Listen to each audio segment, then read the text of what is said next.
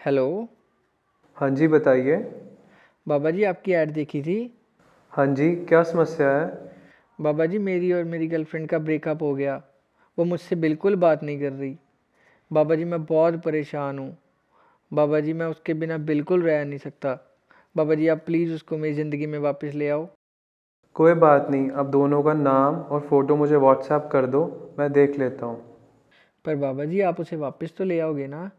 हाँ हाँ बेटा, हमारे पास हर समस्या का समाधान है। आप चिंता ना करो, आपका काम 3 दिन में हो जाएगा। 3 दिन? सच में बाबा जी? तो क्या करना होगा? आप बस दोनों का नाम और फ़ोटो मुझे भेज दो और 15,000 रुपये जमा करवा दो। 15,000 रुपये? पर बाबा जी मैं तो एक स्टूडेंट हूँ। मेरे लिए एकदम से इतने पैसे इकट्ठे करना बहुत मुश्किल है। कोई बात नहीं बेटा, आप टाइम ले लो और जब पैसे इकट्ठे हो जाएं तो बता देना।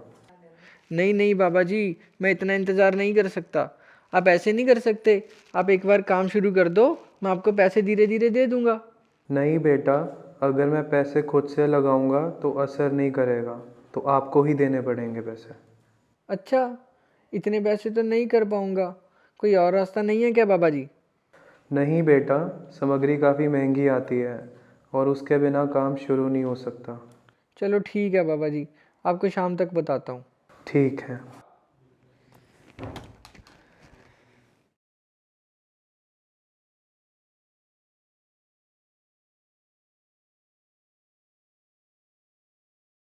हेलो।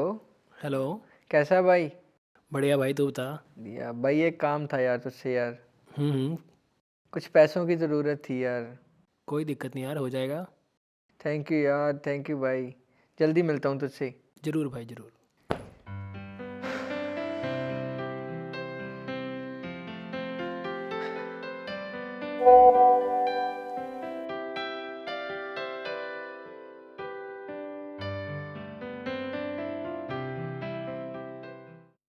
हेलो। बाबा जी मैं हनी बात कर रहा हूँ। बाबा जी मैंने आपके अकाउंट में पैसे डलवा दिए, आप चेक कर लो।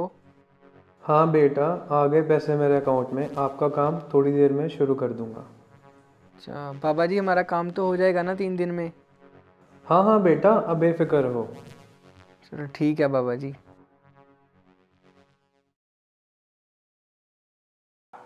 हेलो। बाबा जी हनी बोल रहा हूँ। हाँ हाँ बेटा, बोलो। बाबा जी 3 दिन हो गए अभी तक और मेरी गर्लफ्रेंड का एक भी कॉल नहीं आया। हाँ बेटा, बात ऐसी है कि जब हम हवन कर रहे थे ना तो पता चला आपके फ्रेंड पे किसी ने काला जादू किया हुआ है। काला जादू? ये क्या होता है बाबा जी? बेटा मतलब किसी ने कुछ करवाया है जिससे तुम लोग अलग हो जाओ। तो फिर अब क्या होगा? इसको ख़त्म करेंगे पहले, जिसके लिए पूजा करनी पड़ेगी और उसका मात्र खर्चा 35,000 रुपये आएगा। 35,000 रुपये? लेकिन वो वापस तो आ जाएगी ना बाबा जी? हाँ हाँ बेटा, पक्का आ जाएगी। चलो ठीक है बाबा जी, करता हूँ।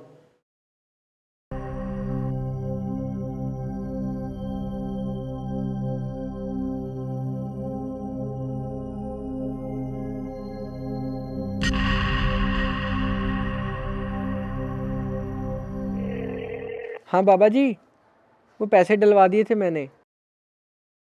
बाबा जी जल्दी करवा देना काम प्लीज़। हाँ हाँ बेटा, अब बेफिक्र हो। ठीक है बाबा जी।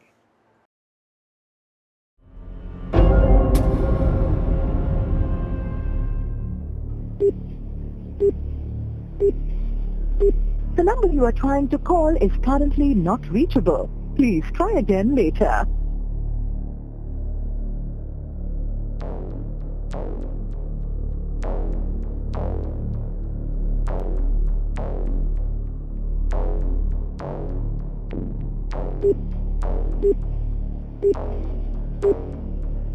The number you are trying to call is currently not reachable. Please try again later.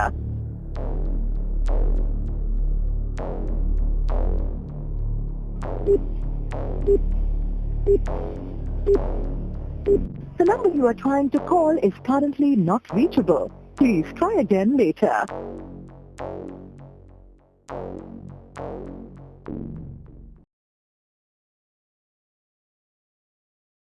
Hello. Hello. हाँ भाई, क्या हाल चाल? बढ़िया भाई, तू बता।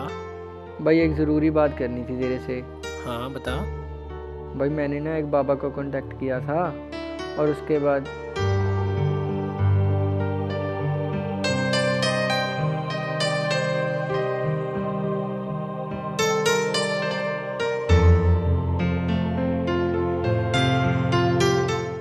बाद उसने मुझे ब्लॉक कर दिया। तो अब मैं क्या करूँ यार? यार ऐसा है, मैं तो एक ना मैम का नंबर देता हूँ, वो एस्ट्रोलॉजर है, उससे बात कर, अपॉइंटमेंट ले, वो तुझे सही गाइड करेगी। नहीं यार, इसी चक्करों में तो मैंने पहले ही बहुत कुछ खो दिया यार। यार मेरे पे भरोसा रख, एक बार तू मिल तो सही उससे। चल तू कहता है तो मैं देख लेता हूँ यार। ठीक है भाई। ठीक है यार।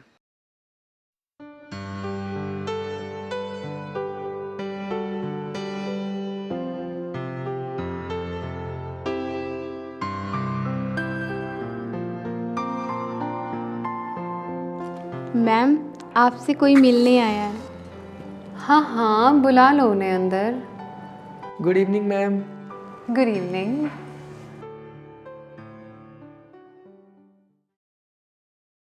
मैं आपका गुड नेम जान सकती हूँ? मैम मेरा नाम हनी है। क्या हेल्प कर सकती हूँ मैं आपकी? मैम मेरा और मेरी गर्लफ्रेंड का ब्रेकअप हो गया। वो मुझसे बिल्कुल बात नहीं कर रही है। तो इसका कोई सलूशन नहीं मिल रहा मुझे अभी तक। कितना टाइम हो गया ब्रेकअप को? मैम 2 मंथ से हमारा ब्रेकअप हुआ था। और कितना टाइम तक आप रिलेशनशिप में थे? मैम 3 साल से हम साथ थे। कोई पर्टिकुलर क्वेश्चन है आपका? मैम मैं ये जानना चाहता हूँ कि वो मेरी लाइफ में वापस आ सकती है या नहीं। मतलब ऐसा क्या हुआ जो वो मुझसे बात भी नहीं कर रही है। हाँ, एक बात और, वो उस पर किसी ने काला जादू तो नहीं किया? आपको ऐसे क्यों लगता है कि किसी ने काला जादू का इस्तेमाल किया होगा? क्या आप मुझसे पहले किसी और के पास गए थे? मैंने एक बाबा के पास गया था। वो कह रहे थे कि आपकी गर्लफ्रेंड पे किसी ने काला जादू किया है। तो जिस वजह से मैंने अपनी गोल्ड की चेन बेच के उसको 35,000 रुपये दिए। उससे पहले मैंने उसको 15,000 रुपये दिए थे। तो अभी तक उसका कोई सलूशन नहीं निकला। ओके, आप मेरे साथ आइए ज़रा। हाँ जी मैम। अब ज़रा अपने दोनों हाथों में इसमें से पानी भरिए। हाँ जी। कोशिश कीजिए इसको रोकने की। रोक रहा हूँ मैं, रुक ही नहीं रहा ये। कोशिश तो कीजिए। कोशिश कर रहा हूँ मैम, क्या बात कर रहे हैं मैम, ये पॉसिबल ही नहीं है। ठीक है। अब क्या आप अपना राइट हैंड आगे करेंगे? हाँ जी। आपको ऐसा क्यों लगता है कि आपकी फ्रेंड पे किसी ने काला जादू किया है? मैम मुझे इसीलिए लगता है क्योंकि सब कुछ सही चल रहा था, लेकिन अचानक से उसने मुझसे बात करना बंद कर दिया। कुछ भी एकदम से सब कुछ ख़राब हो गया। ठीक है। क्या आप इन क्रिस्टल्स को इन्हीं तरह अपने राइट हैंड में एक दिन के लिए लगातार पकड़ सकते हो? नहीं मैम। क्यों? मैम ये तो पॉसिबल ही नहीं है। वापस रख दीजिए। तो मैम इन सब का मेरे रिलेशनशिप से क्या लेना देना? लेना देना है। जैसे आप बहते पानी को नहीं रोक पाए या क्रिस्टल्स को लगातार अपने हाथ में नहीं पकड़ सकते, तो आपने कैसे सोच लिया कि मैजिक का इस्तेमाल करके आप किसी को अपनी लाइफ में ला सकते हो और या कोई आपकी लाइफ से जा सकता है? हाँ मैम, ये बात तो है, लेकिन आप मेरी क्या हेल्प कर सकते हो? मैं आपको एक गाइडेंस दे सकती हूँ और यही एस्ट्रोलॉजी का काम होता है। बहुत सारे लोग इसको मिसअंडरस्टैंड कर लेते हैं कि शायद एक एस्ट्रोलॉजर होनी को बदल सकता है, पर ऐसा नहीं है। मैं आपको गाइड कर पाऊँगी कि आपके रिलेशनशिप में लूप होल्स कहाँ थे, आपकी गलतियाँ क्या क्या थी, आपको क्या एफर्ट्स करने पड़ेंगे। ये ब्लैक मैजिक जैसी चीज़ों में ना पड़ के बल्कि आपको अपने आप पे ध्यान देना होगा, अपने आप को बेहतर बनाना होगा, और देखिए कितनी जल्दी वो आपको कांटेक्ट करेगी फिर। हाँ जी मैम, बिल्कुल। मुझसे भी शायद इस रिलेशनशिप में बहुत सारी गलतियाँ हुई हैं। मैंने भी इस सब चक्करों में पड़ के बहुत पैसा और बहुत वक्त बर्बाद किया है। अब डेफिनेटली मैं अपनी ज़िंदगी को बेहतर बनाऊँगा। So I hope you are feeling better now. Yes ma'am, definitely I am feeling better. Thank you ma'am, thank you so much. नमस्कार, मैं वंदना। मैं एक एस्ट्रोलॉजर और एक टैरो कार्ड रीडर हूँ। अब तक जो आपने इस वीडियो में देखा वो एक सच्चाई है जो बहुत सारे लोगों के साथ इस संसार में घट रही है। हैरानी की बात तो ये है कि इस चीज़ का शिकार सिर्फ यूथ नहीं बल्कि एडल्ट्स भी हैं। मेजॉरिटी ऑफ केसेस मेरे पास यही आ रहे हैं जहाँ लोग गुमराह हो चुके होते हैं। तो ये वीडियो बनाने का मेरा एक ही मोटिव था कि मैं आप लोगों को अवेयर कर सकूं, जिससे कि आप लोग बच सको, क्योंकि हो सकता है इस चीज़ का अगला शिकार आप हों। ब्लैक मैजिक या काला जादू जैसी चीज़ों के बारे में हम सुनते हैं, पढ़ते हैं, इनफैक्ट टीवी में भी देखते हैं। बहुत सारे एपिसोड्स आते हैं, सीरियल्स बने होते हैं इनके ऊपर। पर गौर करने की बात यहाँ पे ये है कि वहाँ पे एक डिस्क्लेमर दिया होता है जिसमें लिखा होता है कि ये पूरी कहानी फिक्शनल है, काल्पनिक है, हाइपोथेटिकल है। अब क्योंकि हमारे पास इसकी एग्जिस्टेंस का कोई सबूत तो नहीं है, कोई ऑथेंटिक स्टडी तो नहीं है, इसलिए मैं इसकी एग्जिस्टेंस पे कोई कमेंट नहीं कर सकती। पर जिस बात पे ध्यान देने की ज़रूरत है वो ये है कि हम बहुत सारी एड्स देखते हैं, पैम्फलेट्स भी आते हैं जहाँ पे लिखा होता है कि आपकी प्रॉब्लम का सॉल्यूशन, आपकी प्रॉब्लम का समाधान 72 घंटों में हो जाएगा। अब वो समाधान सिर्फ और सिर्फ रिलेशनशिप मैटर्स के रिलेटेड नहीं होता, बल्कि कोर्ट मैटर्स भी होते हैं। अब्रॉड जाने के लिए अगर कोई रुकावट आ रही है तो उसके समाधान के बारे में लिखा होता है।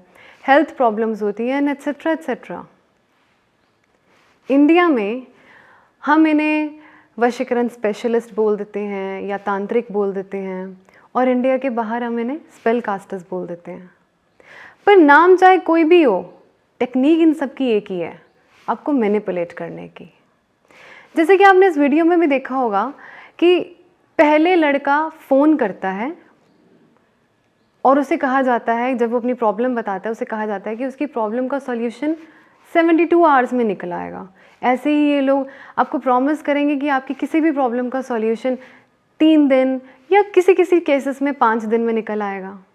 और जब आप 3 दिन बाद फ़ोन करते हैं, पूछते हैं कि क्या बना, तो वो आपको प्रॉब्लम ऐसी बताते हैं जिससे कि आपके मन में डर क्रिएट हो जाए। ये एक टेक्निक है आपको मैनिपुलेट करने की, क्योंकि ये लोग अच्छे से जानते हैं कि जो इंसान मजबूर है, जो इंसान डरा हुआ है, वो ऐसी सिचुएशन में कुछ भी कर लेगा। ये एक तरीका है आपकी मेंटल साइकोलॉजी के साथ खेलने का, क्योंकि ये लोग अच्छे से जानते हैं कि इस टाइम पे विक्टिम की जो मेंटल साइकोलॉजी होती है वो काफ़ी कमज़ोर होती है और उसका आंतरिक ज्ञान जो होता है वो काम नहीं कर रहा होता।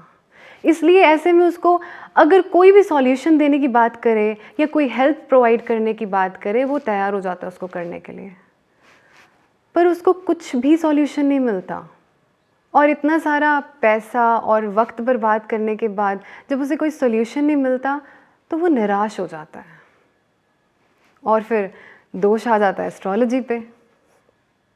इसलिए यहाँ पे मैं एक चीज़ स्ट्रांगली मेंशन करना चाहूँगी कि एस्ट्रोलॉजी और ऑकल्ट दोनों अलग अलग फील्ड्स हैं।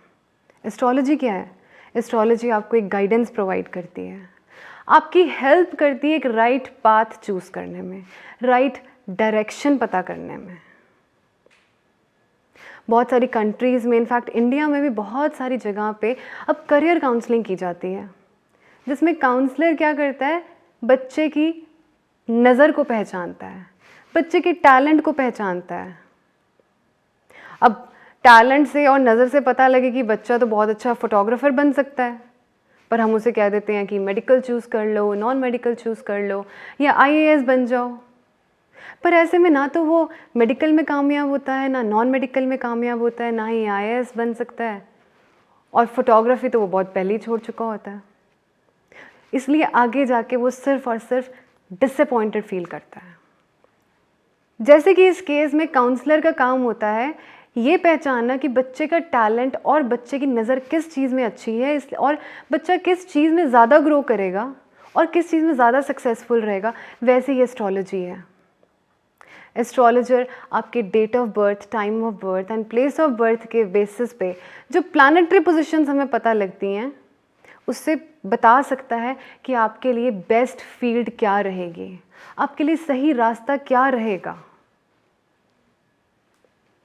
अगर आप अंधेरे में किसी टारगेट को ढूंढने की कोशिश करेंगे ना तो बहुत मुश्किल होगा, और अगर वही टारगेट आप रोशनी में ढूंढने की कोशिश करेंगे तो आपके लिए बहुत आसान होगा। यही काम करती है एस्ट्रोलॉजी। एस्ट्रोलॉजी एक रोशनी है आपके लिए, पर किसी भी चीज़ पर डिपेंड होने की ज़रूरत नहीं है आपको। अपना कर्म करिए, एस्ट्रोलॉजी के सही मतलब को समझिए और उसका सही इस्तेमाल कीजिए।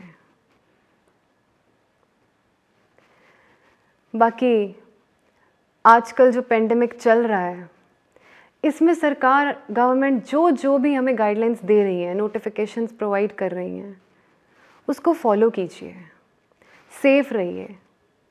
और मैं यही प्रार्थना करती हूँ, यही अरदास है मेरी, यही प्रे है मेरी खुदा से, भगवान से, ईश्वर से, गॉड से, कि ये संसार जिसे हम कुनबा खुदा का बोलते हैं, ये खुश रहे, आबाद रहे। See you in the next video. Till then, bye bye, take care.